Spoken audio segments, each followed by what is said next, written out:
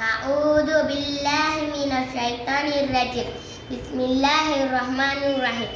அஸ்ஸலாமு அலைக்கும் வரஹ்மத்துல்லாஹி வபரகாத்துஹு.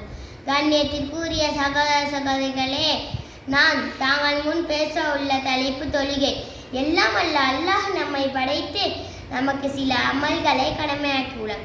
அதில் ரொம்ப முக்கியமான ஒன்றுதான் இந்த தொழுகை.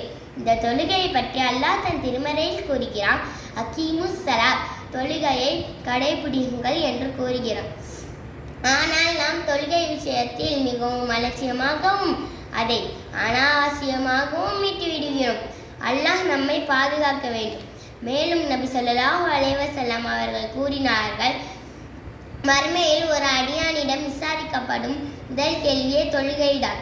ஆகவே நாளை மறுமையில் கேட்கப்படும் முதல் கேள்வியே தொழுகை. முதல் கேள்விற்கு நாம் நம்மை எப்படி தயார்படுத்தி வைத்திருக்கிறோமோ என்றே நமக்கு நாமே சுய பரிசோதனை செய்ய வேண்டும். அன்பார்ந்த அல்லாஹ்வின் அடியார்களே, நம்முடைய சொந்த வீடாக இருந்து அதன் சாவி தொலைந்து விட்டால் உள்ளே செல்ல முடியாதே.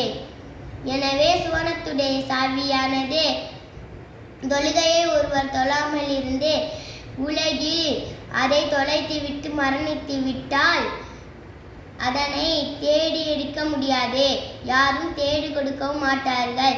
எனவே அல்லாஹ் கடமையாக்கிய 5 நேர தொழுகையை தொழுது அதிக நன்மைகளை